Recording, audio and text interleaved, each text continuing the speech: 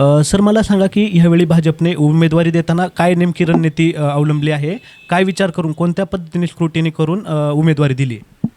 सर्वात प्रथम तर भारतीय जनता पार्टीने उमेदवारी देताना आम्ही सर्व प्रकारची लोकशाही पद्धतीने प्रक्रिया राबवली. सगळ्यांच्या उमेदवारी अर्ज इच्छुक मागवले, त्यांचे मुलाखती घेतल्या आणि निवडून येण्याच्या जवळ जाणाऱ्या उमेदवारांना आम्ही भारतीय जनता पार्टी म्हणून अधिकृत उमेदवारी दिलेली आहे.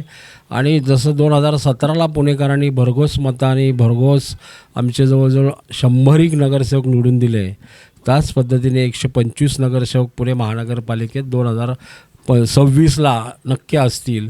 आणि या पुणेकरांचा जो विश्वास भारतीय जनता पार्टीवर आहे, माननीय नरेंद्र मोदी साहेबांवर आहे, माननीय मुख्यमंत्री देवेंद्र फडणवीस साहेबांवर आहे आणि ज्या प्रकारे पुणेचा विकास आम्ही केलेला आहे.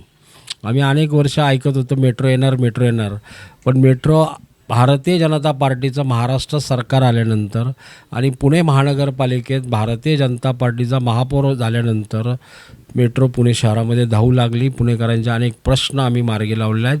सार्वजनिक वाहतूक व्यवस्था असेल, पिण्याच्या पाण्याचा विषय असेल आणि अन्यही सोयीसुविधा असतील, याच्यामध्ये भरघोस काम भारतीय जनता पार्टीने केल्यामुळे पुणेकर नक्कीच भारतीय जनता पार्टीला निवडून देतील. मला एकंदरीत सांगा, पुण्यात किंवा राज्यातील अन्य महानगरपालिका क्षेत्रामध्ये युती होत नाही आहे भाजप आणि शिवसेनेमध्ये. इथे पुण्यात आपल्या ह्या प्रभागात जर विचार केला किंवा पुणे महानगरपालिका क्षेत्राचा विचार केला तर भाजपला फटका बसेल? भारतीय जनता पार्टी आणि मित्र पक्षांची युती मुंबईत झालेली आहे, अनेक महानगरपालिकांमध्ये झालेली आहे, काही ठिकाणी झाली नाही. आजही आमचा प्रयत्न आहे की पुणे शहरामध्ये भारतीय जनता पार्टी आणि शिवसेनेचा युती व्हावी, या दृष्टीने प्रयत्न चालू आहे. वरिष्ठ नेते या संदर्भात बोलत आहेत आणि मला खात्री आहे पुण्यात देखील युती होईल.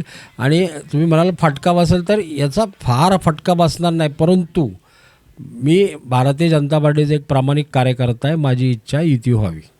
एक शेवटचा प्रश्न, काय वाटतं की तुम्हाला जे स्टँडिंग उमेदवार आहेत ते जेव्हा लोकांपुढे जातील किंवा भाजप पुण्यात ज्यावेळेस मतदारांपर्यंत येईल, काय मुद्दे घेऊन जाईल पुण्यातली? पुण्यात ट्रॅफिकची समस्या मोठ्या प्रमाणावर आहे, बांधकाम इलिगल बांधकाम वगैरे ह्या समस्या तर खूप मोठ्या प्रमाणावर, काय सांगाल? मी सुरुवातीलाच सांगितलं की पुणेकरांच्या ज्या अपेक्षा भारतीय जनता पार्टीकडून होत्या त्या बऱ्यापैकी आम्ही पूर्ण केलेल्या आहे. की वाहतुकीच्या संदर्भात तुम्ही म्हणाल तर मेट्रो आज म्हणजे स्वारगेटपर्यंत मेट्रो आली, रामवाडीपर्यंत इकडं आम्ही मेट्रो घेऊन गेलो, म्हणजे वनाज ते रामवाडी आणि तिकडं आकुर्डी ते स्वारगेट, आणि आम्ही स्वारगेट ते आता कात्रजपर्यंत घेऊन जाणार आणि स्वारगेटवरून पार आम्ही हडपसर लोणीपर्यंत मेट्रो घेऊन जाणार आहोत.